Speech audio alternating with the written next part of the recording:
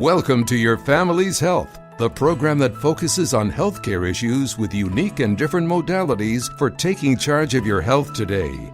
Experts talk weekly with our continuing roster of guests from around the country and right here in Nassau County to keep you up to date on the latest health issues and trends. Take care of your mind, body, and soul. Spend the next half hour with the voice of Nassau Community College, 90.3 WHPC, and get on the journey to better health. Hello and welcome to Your Family's Health. My name is Dr. Jeanine Cook-Garard from the nursing department here at Nassau Community College, along with Nassau Community College student Gina Peter. And today we're going to talk about Parkinson's disease and a local organization that helps make life better for people with the disease by improving care and advancing research towards a cure. Is Chris Jamele, the developmental director at the Parkinsons Foundation in New York and New Jersey chapter. So Chris, welcome to Your Family's Health on the voice of Nassau Community College, 90.3 WHPC. Welcome. Well, thanks so much for having me. It's a pleasure to be speaking with you. So I hope you're doing well in the light of COVID pandemic that's happening right now. And have you been personally affected by this COVID pandemic? I have not me personally or my immediate family. We've been very fortunate in that regard. What I have experienced is a number of phone calls from members of the Parkinson's community who have been affected by the isolation primarily. I've encountered a few people in the Parkinson's community who have been diagnosed with Parkinson's.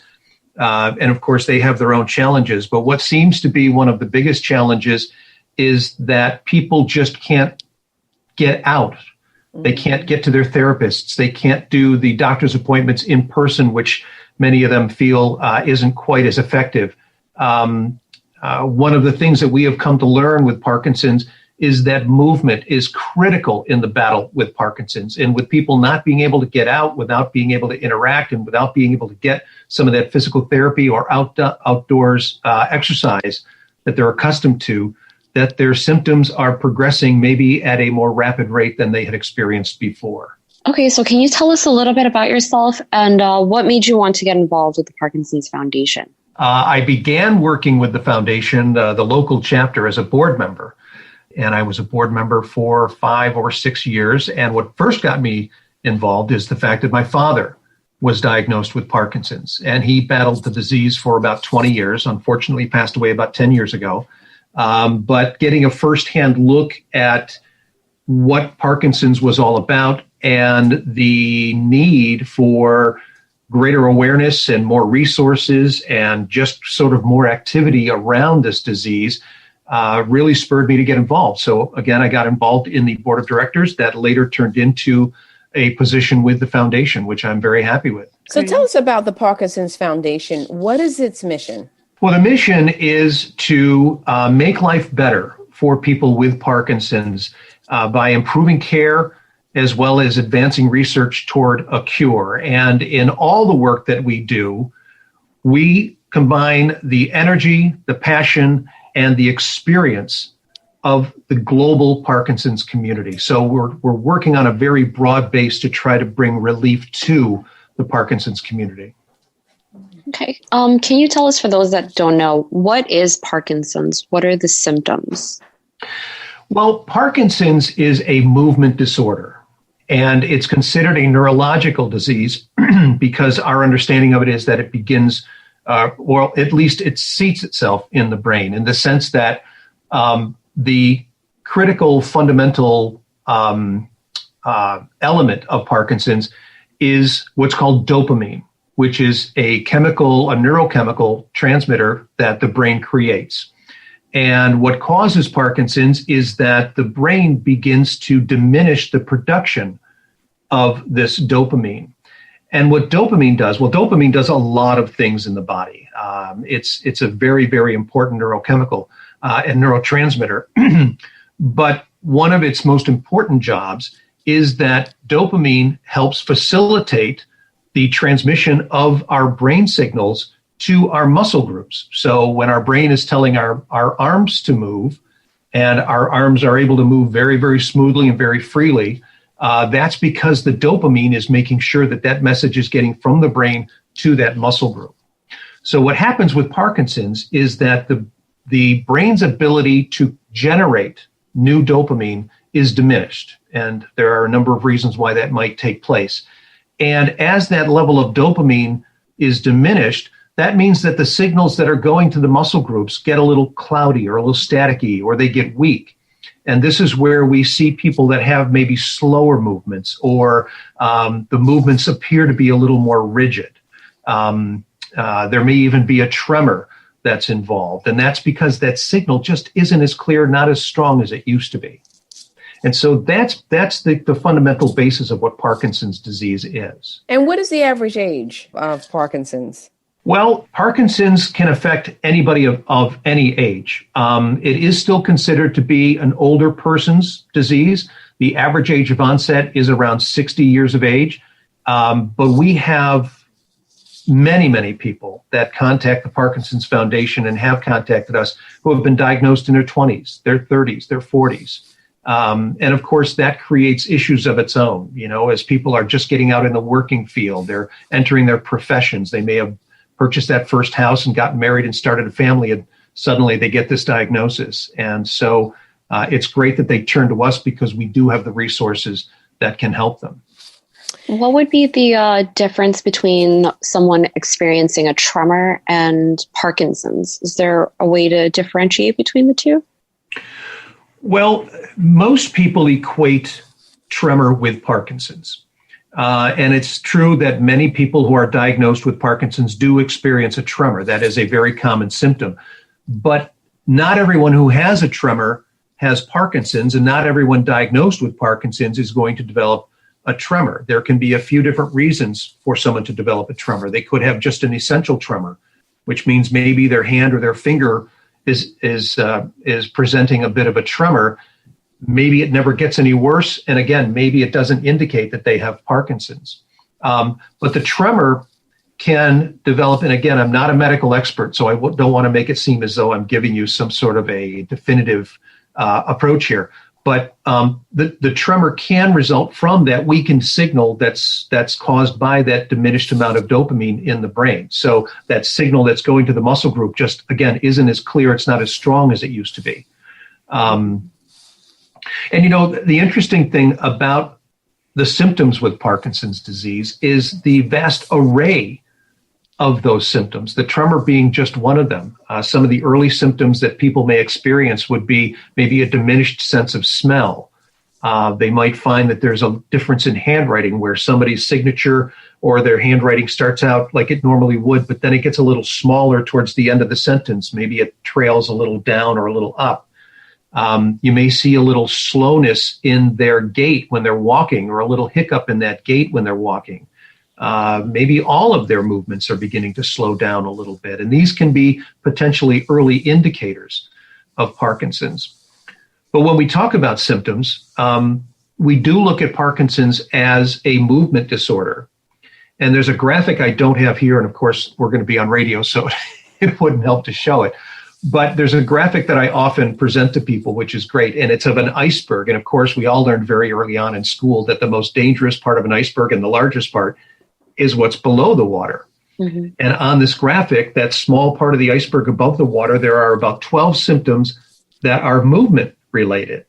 And then below the water, where that largest part of the iceberg is, there are about 60 symptoms that are not necessarily movement related that can come into play for someone with Parkinson's. And they could be sleep issues, digestion issues, they could be cognitive issues or emotional issues. There's just a vast array of symptoms. And each case of Parkinson's is unique in and of itself as to how it manifested itself, when it began, what age, what symptoms somebody's going to experience, and how severe those symptoms may be, or how quickly they're going to progress. And this is what makes it such a challenge to treat, because there isn't just one standard approach to everyone with Parkinson's. Each case is very individual. So how would it be diagnosed? That in itself is a challenge as well. To this point, we do not have just a standard medical test that would tell us, a urine test or a blood test or a scan or something that would conclusively say in each case that somebody has Parkinson's. In fact, the only test that we have is an autopsy. And if your doctor orders an autopsy to test you, find another doctor. Because obviously we don't want that done too soon. But in reality, what a doctor will do, a neurologist will do, is put the patient through a series of tests, physical tests. They may have them do a finger tap, or they may check their reflexes in their legs. They'll watch them walk. One of the early symptoms that I know has been a trigger for a doctor to suspect Parkinson's is what we call masking. And that's where someone loses the ability to create facial expressions. And they may be feeling the same emotions that everyone else is feeling. If they're at a birthday party at home and everybody's having a great time, they're experiencing those high emotions as well, but their face is just not illustrating that. And so we call that masking. And I've known a few people who experienced that. A doctor noticed it and said, I think there's something more to check here. And they've looked into it and then eventually were diagnosed with Parkinson's. So getting back to the foundation, can you tell us about this PD gene Aeration program that offers genetic testing and counseling at no cost? It's a great, great program. We kicked it off in 2019, and the objective is to study the genetic components of Parkinson's disease. We're still trying to better understand Parkinson's disease overall and what in general causes Parkinson's disease. And our hope is that by identifying or learning more about the genetic components of Parkinson's, it will open up so many more doors to better understanding the disease. So what we've done is we began the program with just under 300 participants. And we take a blood draw and they do a genetic examination. And we've identified, I believe it's 5 of the primary genes that we know are involved in Parkinson's. And so what we're doing is looking for mutations in those genes that would potentially indicate that this person has Parkinson's. And everybody in the study, by the way, has been diagnosed. So we know that they have Parkinson's. What's great about this study and sort of separates it from some of those other genetic opportunities out there to learn a little bit more about yourself is that this is truly focused on Parkinson's. And so it's really an opportunity to better understand what's going on with the genetic makeup of Parkinson's. And what we've come to learn already, just in a little over a year, is that there are more people that have the genetic form of Parkinson's than we expected, that there's a direct genetic cause of their Parkinson's than we expected in the past.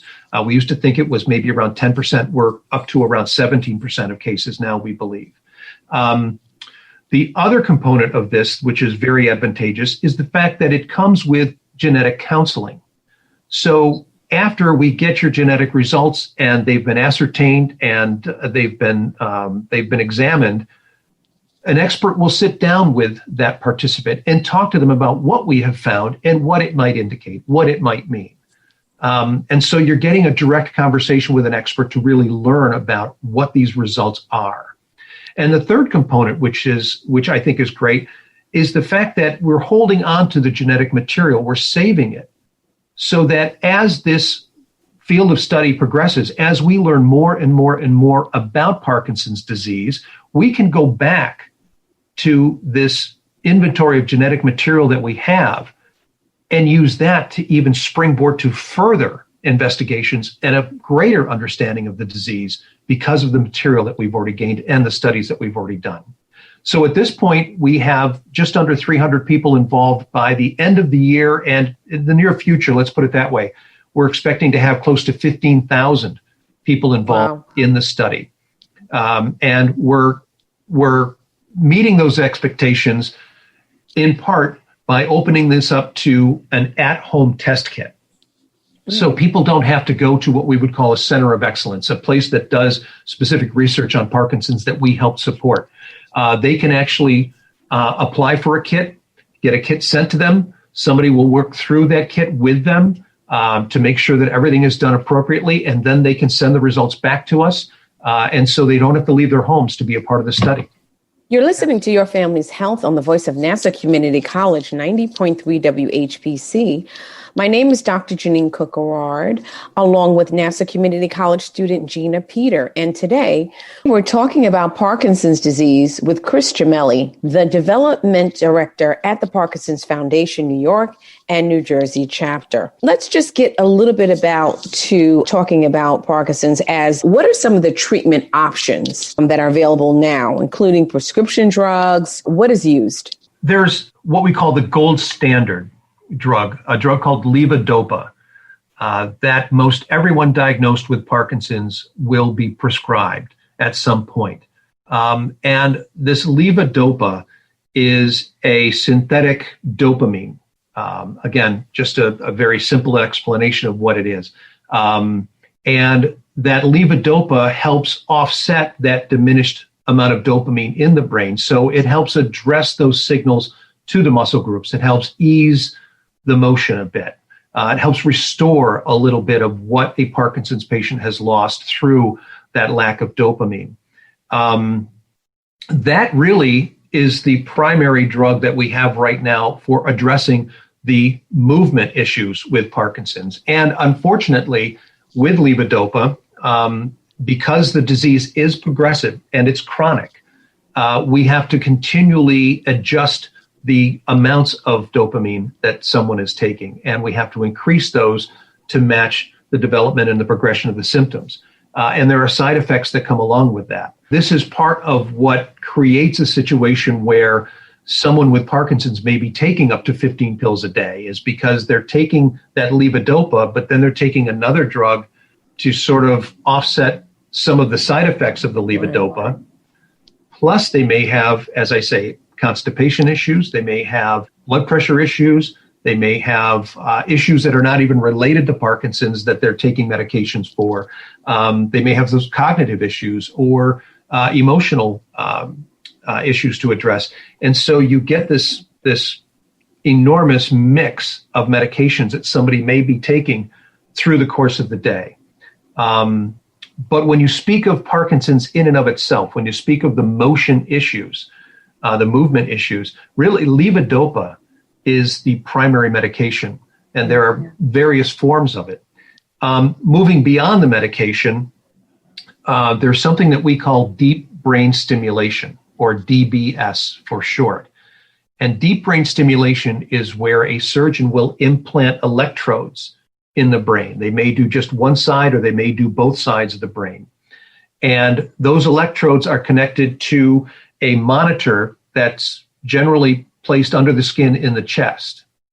And a professional can adjust these signals, both the intensity as well as the frequency of those signals that are going into the brain, which we have found can also relieve some of the movement issues, symptoms that somebody with Parkinson's is having.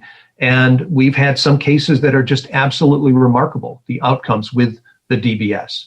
I know that there are some new advances in that field that have come about, and I'm not completely familiar with all of those, but the DBS has become a more common procedure over the years. How prevalent is Parkinson's in Long Island? I really couldn't say, honestly, how prevalent it is in Long Island. You know, one of the issues that we've had with recognizing where the highest prevalences of the disease are is the fact that in many areas, and I know New York State was one of them, is that you really couldn't keep track of that type of information. In other words, when somebody was diagnosed with a neurological ailment, it was very limited, the amount of information that was allowed to be kept in a database. And part of the thinking was that maybe if this information ever got out, it could be used against somebody. If they were applying for a job or something and somebody knew that they had been diagnosed with a neurological ailment, it could work against them. So our records regarding the numbers of people with Parkinson's at this point are speculative. I think they're fairly accurate, but they're speculative to a degree. And I really am not familiar, unfortunately, with the numbers in Long Island. But what is nice is that a couple of years ago, with the passage of the 21st Century Cures Act in Congress, we have now gotten the ability to keep a more comprehensive database about diseases like Parkinson's. And so going forward, we're going to have much better data to work from to identify where those hotspots might be, to better examine those locations and to see where the dispersal of this disease may be going. You said hotspots, so I'm going back to COVID-19. As a pre-existing condition on a scale of severity, how vigilant would somebody diagnosed with Parkinson's have to be to navigate through this pandemic? I mean, vigilance is definitely something that everyone should use in addressing COVID-19. Because somebody has Parkinson's disease does not make them more susceptible to getting COVID.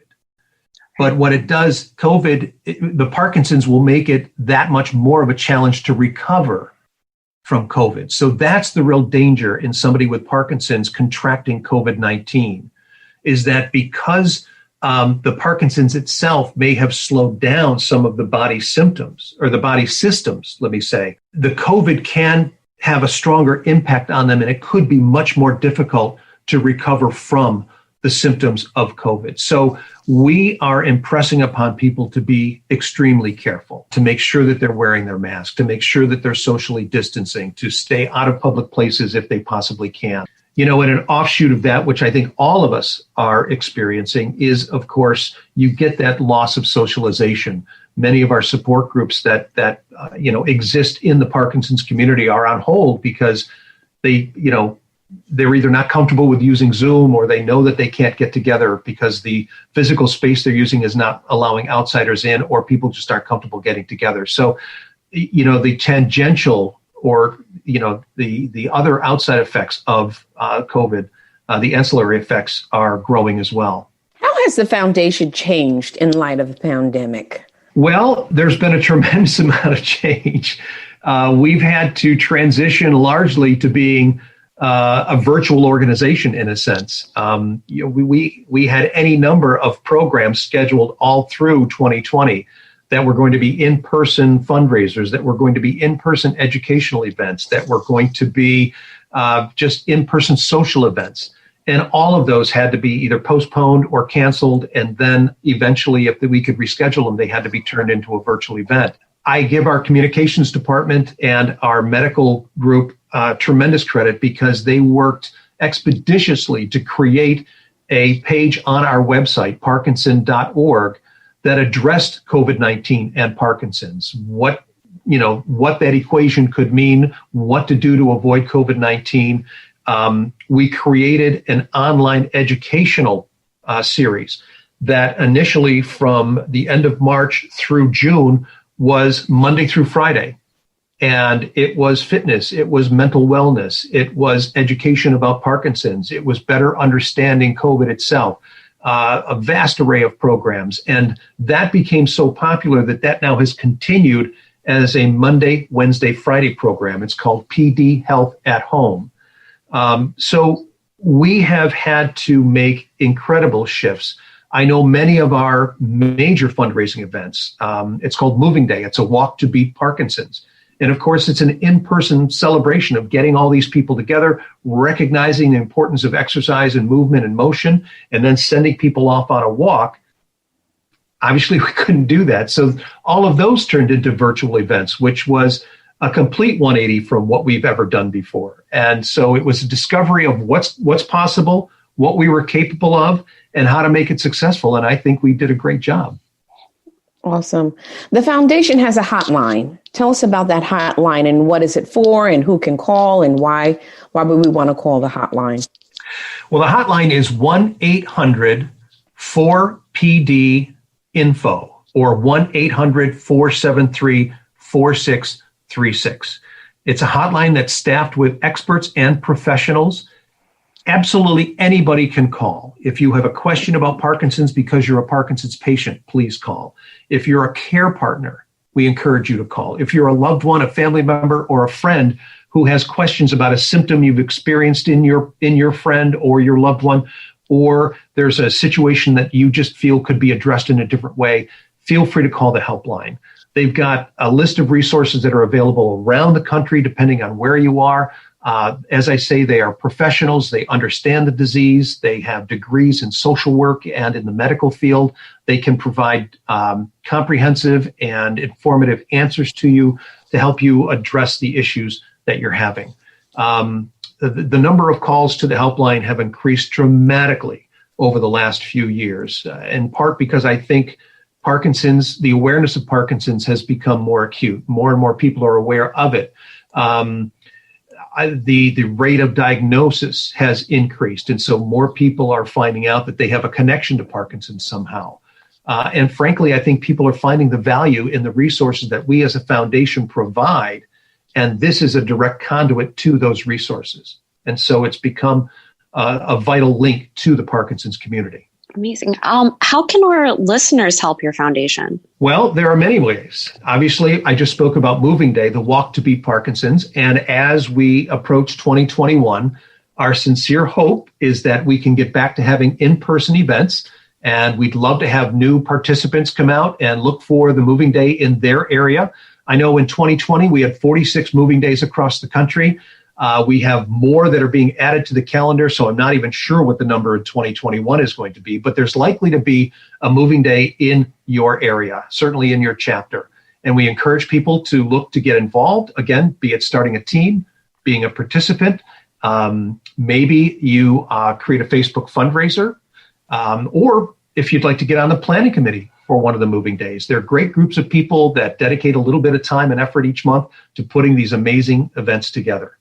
We're approaching the end of the year, and of course, a lot of people think about maybe giving a charitable donation at this point, at this time of year, and we would certainly welcome those. All of the money that we receive goes into improving care, advancing education, and spearheading our research. And so all of your dollars do help benefit the Parkinson's community. And you can make a donation by going to parkinson.org. And you can either make it a general donation to the foundation, or if you want to look for your local chapter, you can do so on that website, and you can make a donation to the local chapter. And we're always looking for volunteers as well. So if there's an opportunity to help out at one of our events, one of our programs, or helping out with your local chapter, contact them and let them know you're interested. We'd be happy to work with you. And if you had to leave the listening audience with one word or one phrase, what would you say about the Parkinson's Foundation? Outreach and how important it is. I think that's one of the things that I value most about what we do is the fact that we are reaching out to the community to provide what they need, generating the resources that they need. Some of our research is identifying improved ways to address care and therapy, and we're always trying to make that better so that the outcomes are better. And of course, the research and what we're learning in the research is being translated directly into how we're approaching the Parkinson's community. So I would say outreach and how important that is. Well, thank you so much for being here with us today, Chris Jamele, the Developmental Director at the Parkinson's Foundation, New York and New Jersey chapter. We hope you stay safe and continue to do the great work. And thank you for being our guest today. Thank you, Chris. Thank you very much. Thank you. It was a pleasure. This is Dr. Jeanine Cook-Garard from the Nursing Department here at Nassau Community College, along with student Gina Peter. And we want to thank you for listening to this week's edition of Your Family's Health.